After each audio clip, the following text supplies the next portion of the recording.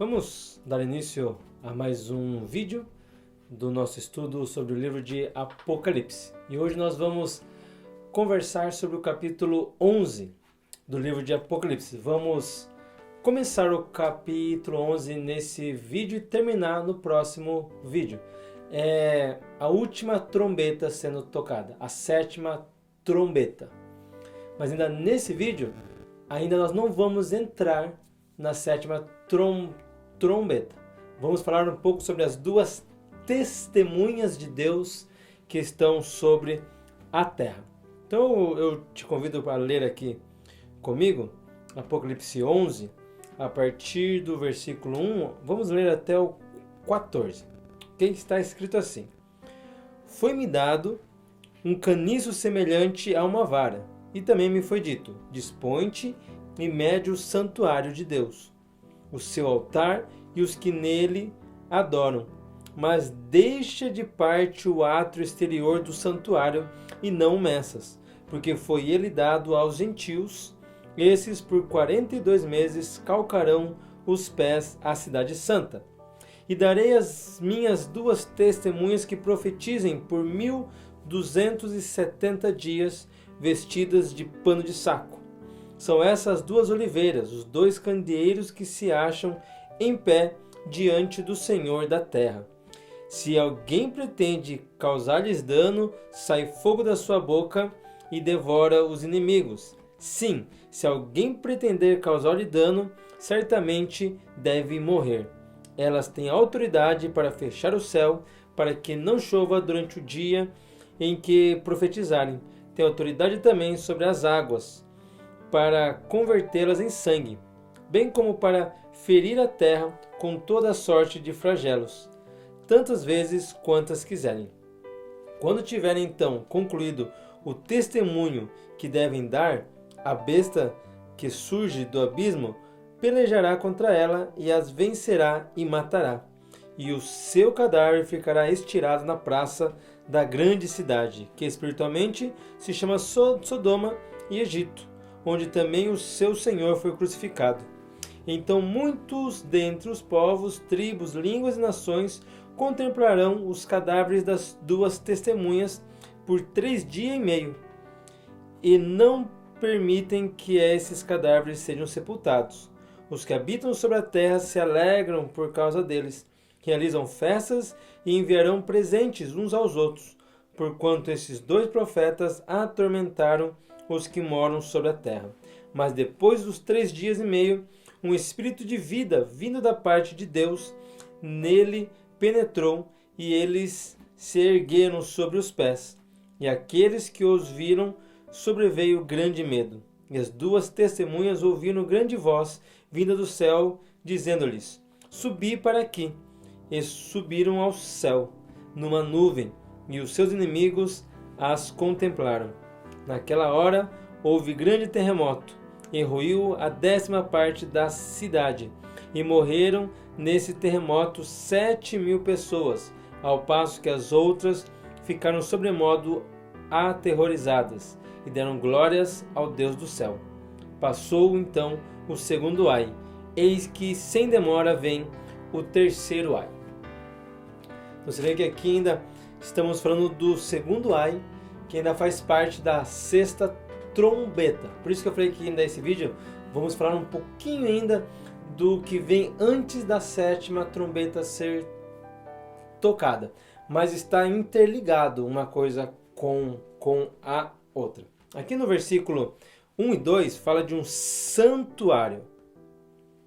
Santuário é a igreja do Senhor nessa terra. Aqui está falando sobre você e sobre eu. Essa última parte, antes de entrarmos na sétima trombeta, é uma visão, é um alerta e é um panorama de Deus sobre a igreja. Sobre a igreja. Aqui no versículo 1 fala que foi dado para João um caniço que era igual a uma vara, para que ele então pudesse medir todo o santuário de Deus e o seu altar, onde aqueles que o adoram ficavam. E também para ele deixar de lado e não medir, aqui no versículo 2, para não medir o átrio aonde ficam os gentios. Aqui faz uma separação entre o local onde a igreja está e o local onde os gentios, as pessoas que não creem em Deus, estão. Tem uma separação. Deus está aqui falando simbolicamente, através da visão do santuário, que a igreja tem um local específico, um local especial, diferente daqueles que não creem. No juízo final, no derramar da ira de Deus, no momento onde o juízo de Deus vai ser então proclamado durante o mundo, perante o mundo, a igreja vai ter um local separado, um local diferente. A igreja não vai sofrer do mesmo modo que os gentios vão sofrer pela ira de Deus. Nós vemos isso lá no Egito, lá quando Moisés foi retirar o povo do Egito, quando Deus enviou Moisés lá e veio as pragas sobre o Egito. Ali você tem uma ideia, uma visão de que Deus faz separação entre o seu povo, os seus filhos, daqueles que negaram e não creem em Deus e não aceitam a palavra de Deus. Há uma separação. Enquanto no Egito, enquanto ali entre os ímpios, entre aqueles que não se dobravam e não tinham o Deus dos céus como seu Deus, ali a praga, e ali cada uma das pragas era derramada e despejada sobre aquele povo. Lá no povo de Israel, o povo escolhido de Deus, o povo que servia e adorava a Deus, ali as pragas não alcançavam. Quando caía fogo do céu sobre os egípcios, nos israelitas não caía fogo do céu. Quando estava uma escuridão lá no Egito, entre o povo de Israel não estava escuro. Quando havia gafanhotos no Egito, no povo de Deus não havia gafanhotos. Então a gente vê uma diferenciação. Deus difere, Deus separa o povo dele, e na hora do derramar da ira de Deus haverá distinção entre nós e entre aqueles que não aceitam a cruz de Cristo. Isso quer dizer que essas pessoas que serão então, fazem parte da igreja, são pessoas escolhidas e especiais para não receberem a ira de Deus? Não, isso quer dizer que essas pessoas, a igreja tomou a sua decisão e assumiu a sua posição perante Deus. Enquanto aqueles que receberão a ira de Deus, eles não assumiram a sua posição perante Deus. A diferença entre um povo e o outro é a escolha pessoal, é a escolha que cada um faz. Todos são importantes, a cruz de Cristo foi para toda a humanidade, mas é uma escolha pela fé. Cada um escolhe qual lado quer ficar, se é do lado de Deus ou se é contra Deus. Os que estarão contra Deus, eles vão receber então sobre eles o juízo e a ira de Deus. O segundo ai vai ser derramado sobre eles. E aqui no versículo 11 continua falando sobre as duas testemunhas. Aqui a partir do versículo 3 em diante fala das duas testemunhas de Deus que estão sobre a terra. Esse é um assunto muito especulado, muito conversado, muito questionado no meio cristão. Quem são essas duas pessoas? São duas pessoas? São pessoas do passado que vão estar no presente? São pessoas do presente que vão receber dons especiais de Deus? Quem são essas duas pessoas? Alguns acreditam que essas duas pessoas é Enoque e Elias. Por quê? Porque tanto Enoque quanto Elias, eles não viram a morte. Eles foram levados para o céu sem ver a morte. Então muitos acreditam que então eles estão sendo guardados para esse dia, para que nesse dia eles então sejam enviados de volta à terra para fazer aquilo que Deus quer que eles façam dentro do plano de Deus quando estiver no segundo ai. Outros acreditam que aqui se fala de Moisés e de Elias, por causa dos sinais. Porque fala que eles vão ter dom, eles vão conseguir transformar água em sangue, vão conseguir fazer cair fogo do céu. E a gente vê essas mesmas ações, esses mesmos milagres sendo realizados através da vida de Moisés e de Elias. Então muitos acreditam que essas duas testemunhas estão falando sobre Moisés e Elias. E ainda dentro desse pensamento, outros acreditam que por falar de Moisés e Elias, aqui está falando, é uma figuração da palavra de Deus. As leis e os profetas. Quando Jesus falava sobre leis e profetas, Jesus falava sobre a Bíblia, sobre o que foi escrito para que o povo seguisse. Então, quando se entende de que essas duas pessoas, Moisés e Elias, logo se pensa a lei e os profetas. Assim como lá no Monte da Transfiguração, quando Jesus subiu lá com Pedro, Tiago e João, e perante Jesus apareceu Moisés e Elias, e eles conversavam com Jesus sobre o que deveria acontecer com o Messias. Ali é uma figura de a lei e os profetas conversando com Deus. Era a Bíblia conversando com Jesus. Jesus tendo comunhão, contato, intimidade com a palavra de Deus, figurado em Moisés e Elias. E do mesmo modo aqui, Moisés e Elias, eles estariam figurando a palavra de Deus. É um dos pensamentos. Mas eu gostaria de dar uma ênfase especial nesse vídeo. Eu não estou falando aqui que uma delas seria certa ou seria errada. A intenção desse estudo não é apontar e acusar, falar, quem pensa assim está certo, quem pensa assim não está certo. Até porque a palavra de Deus aqui, ela não é específica, ela não é enfática, ela não dá um ponto final, ela dá margem para várias linhas de pensamentos. Então, mas eu gostaria de frisar aqui e dar uma atenção especial nessas duas pessoas, nessas duas testemunhas, como figurando a igreja de Deus. Por quê? Porque nós vimos aqui no versículo 1 e 2 que estamos falando sobre o santuário de Deus, sobre a igreja de Deus na terra. Estamos falando sobre o juízo de Deus sendo diferente para ímpios e pessoas fiéis a Deus. Então, é uma continuidade desse pensamento. E aqui essas duas pessoas, elas vão então simbolizar, elas vão mostrar quem?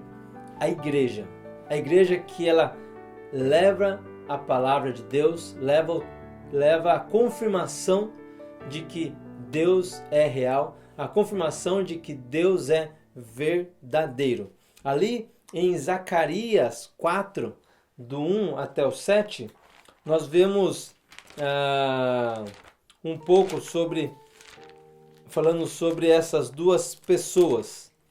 Vemos ali falando em Zacarias 4, a partir do 1 até o 7, sobre as duas oliveiras. Zacarias 4, está escrito assim: Tornou então o anjo que falava comigo e me despertou, como um homem que é despertado do sono, e me perguntou: que vês? Respondi: olho, e eis um candelabro todo de ouro e um vaso de azeite em cima com as suas 7 lâmpadas e 7 tubos, um para cada uma das lâmpadas que estão em cima do candeeiro. Junto a esse, 2 oliveiras, uma à direita do vaso de azeite e a outra à sua esquerda. Então eu perguntei ao anjo que falava comigo: meu senhor, o que é isso? Respondeu-me o anjo que falava comigo: não sabes tu o que é isso? Respondi: não, meu senhor. Prosseguiu ele e me disse: esta é a palavra do Senhor a Zorobabel, não por força nem por poder, mas pelo meu espírito, diz o Senhor dos exércitos.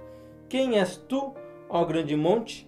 Diante de Zorobabel serás uma campina, porque ele colocará a pedra de remate em meio a aclamações. Haja então graça e graça para ela. Aqui em Zacarias está falando um pouco sobre os 2 candeeiros, as 2 oliveiras. E aqui está falando sobre a igreja, a palavra de Deus dada à igreja, a missão da igreja de levar essa palavra adiante. Está mostrando que o quê? Que a igreja, ela é e deve andar e deve caminhar espiritualmente. A igreja é espiritual. A igreja, ela é espiritual. E essa luta em levar a mensagem de Deus não é por força nem por poder, mas pelo Espírito de Deus. E é essa a missão da igreja, essa missão da oliveira, essa missão que a igreja tem aqui nessa terra de levar a palavra de Deus e comunicar a palavra de Deus. E quando a igreja fala, quando a igreja pronuncia a palavra de Deus, ela então é como um fogo que consome o povo, consome as nações. Aqui em Jeremias 5:14 fala um pouco sobre isso. Vamos abrir ali. Jeremias 5:14.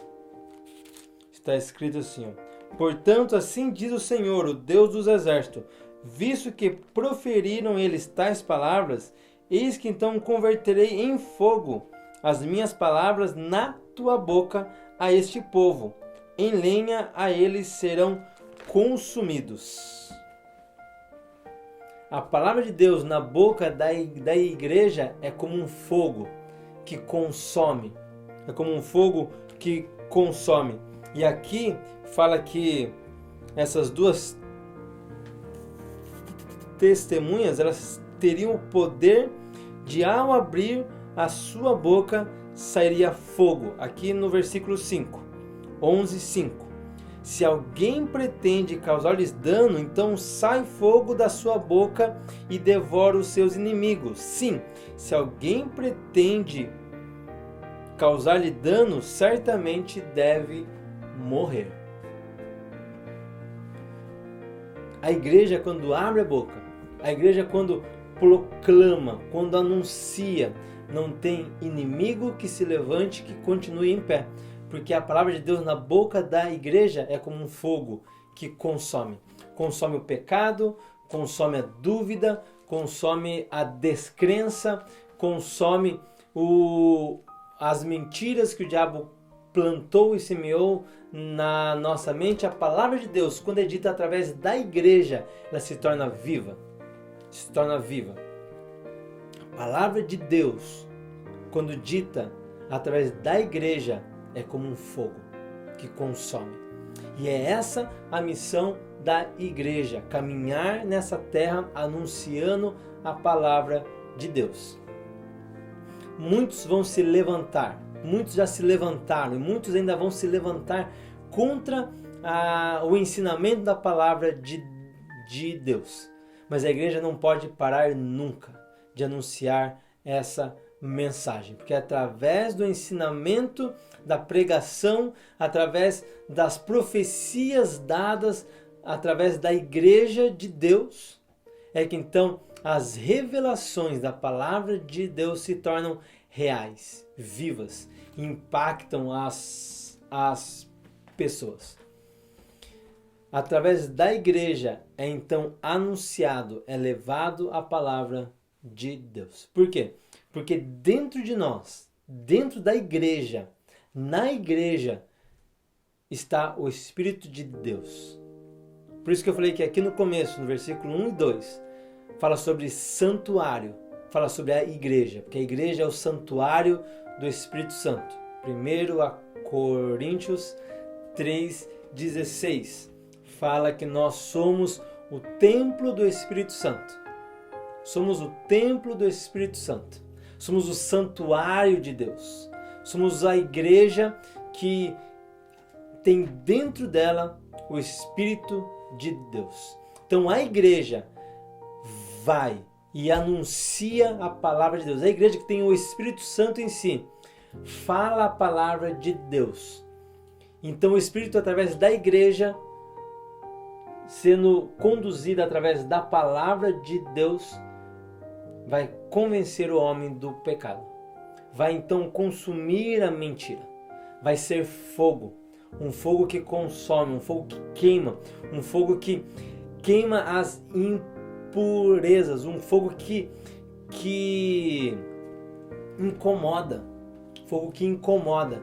E esse incômodo que as pessoas sentem, em uns despertam ira, então eles se levantam contra a igreja, e na maioria das pessoas vai então gerar nela um arrependimento, uma mudança de mente. Mas quanto mais perto chegamos da sétima trombeta, quanto mais perto nós chegamos do soar da última trombeta, mais o coração da humanidade vai se tornando duro. E menos a humanidade vai aceitando essa mensagem. Menos ela aceita a palavra de Deus. Menos ela consegue ser tocada pelo Espírito Santo. Menos ela quer ouvir a palavra de Deus. O coração do homem vai se endurecendo. E quanto mais se endurece, mais ela luta e batalha contra a igreja, contra as testemunhas de Deus nessa terra, contra a igreja de Deus sobre essa terra. Mas essa é a nossa missão. É assim que nós devemos fazer.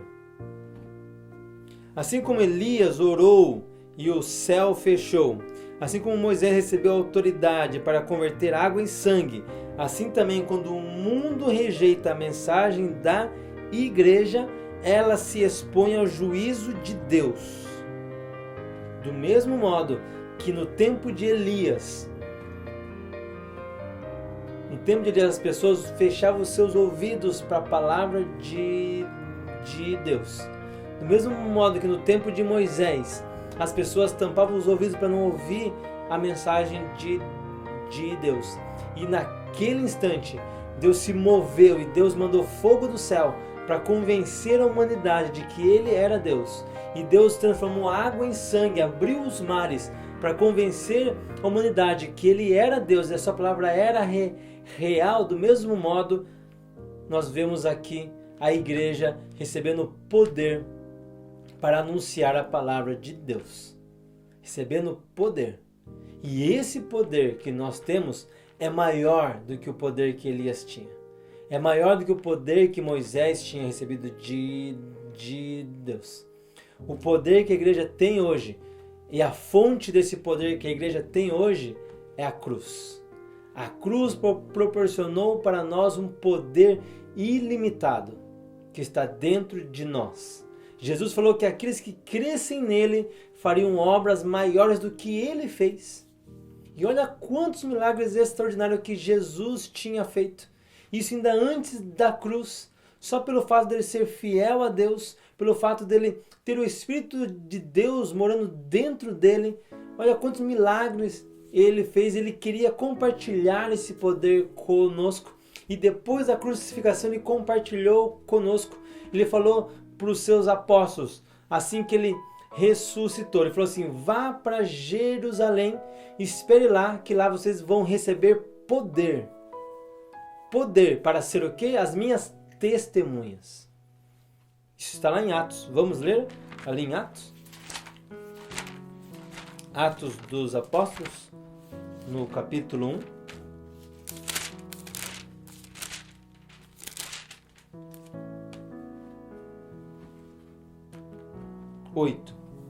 Atos 1:8.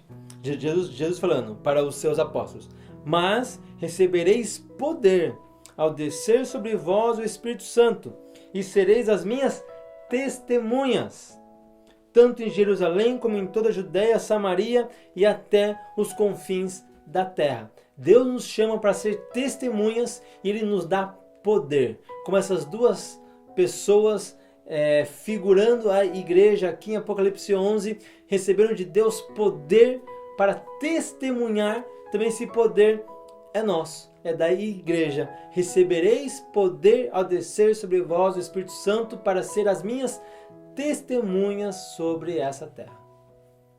Somos nós, a igreja, as testemunhas de Deus nessa terra, para anunciar as virtudes de Deus. E nós recebemos poder para fazer isso.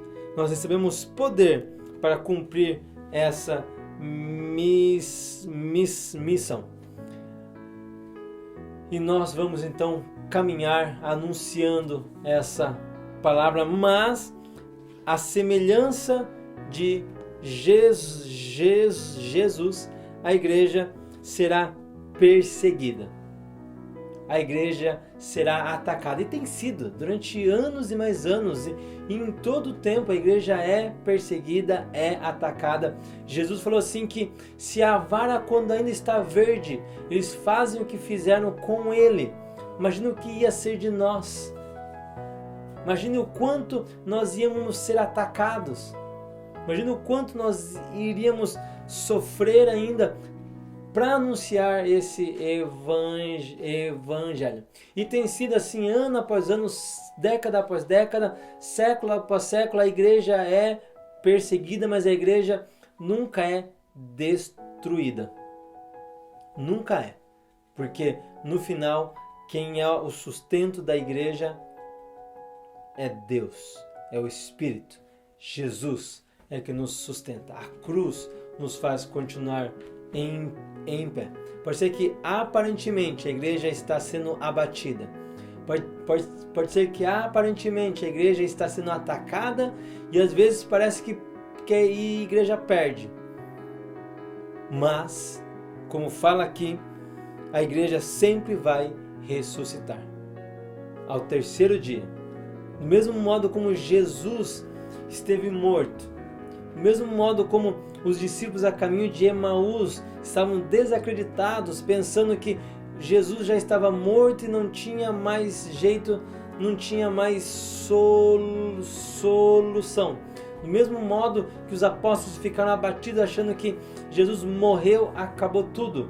E no terceiro dia Jesus ressuscitou para fazer nova todas as coisas. Do mesmo modo a igreja de Cristo, por mais que muitas vezes é abatida, é perseguida e às vezes parece estar morta ou até pode estar morta um tempo, pode estar sendo apagada, pode estar sendo subjugada, nunca é o fim. Nunca é o fim.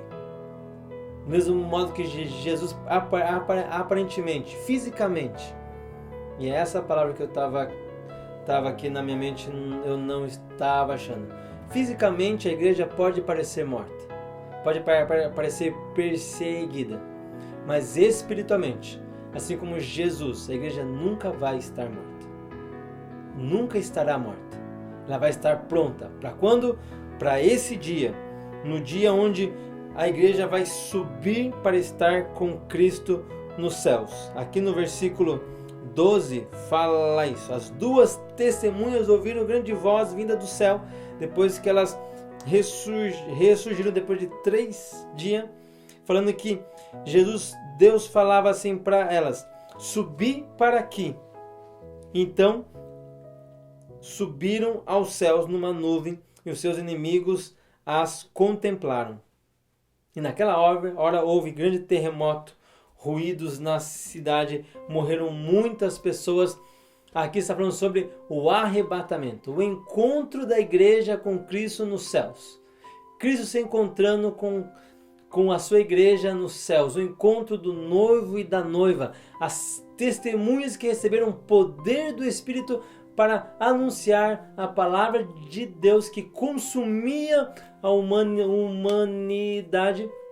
está se encontrando com Cristo nos céus. E todo mundo está vendo.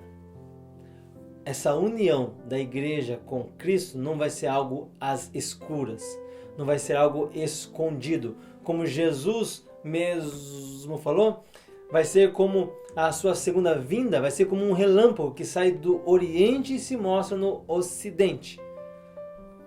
Todos vão ver, todos verão a segunda vinda de Cristo e a igreja glorificada, a igreja ressuscitada, a igreja viva, a igreja imortal de Deus se unindo e se encontrando com Cristo nos ares. A igreja que foi sim perseguida, a igreja que foi sim forte, a igreja que lutou, a igreja que batalhou, a igreja que anunciou, a igreja que mostrou sinais e maravilhas, a igreja que combateu contra o mal, a igreja que aparentemente esteve morta fisicamente, a igreja que foi reanimada e ressuscitada pelo poder do Espírito Santo, ela vai se unir a Cristo nos ares, nos céus. E esse encontro marcará o fim de tudo. Marcará o início do soar da sétima trombeta. Porque depois disso, depois desse encontro com Cristo nos ares, Paulo, ao descrever isso, ele fala que ao soar da última trombeta, os santos serão levados aos céus para ter um encontro com Cristo nos ares. Ao soar da última trombeta, as testemunhas de Cristo terão um encontro com Cristo nos ares. E após esse encontro, sobre as nuvens, então começará o terceiro ai, a sétima trombeta. E no próximo vídeo nós vamos falar um pouco sobre essa sétima trombeta. Então eu te convido a não perder o próximo vídeo e vamos aprender um pouco mais com a sétima trombeta em Apocalipse 11, do 15 até o 19. Então te vejo no próximo vídeo. Deus te abençoe.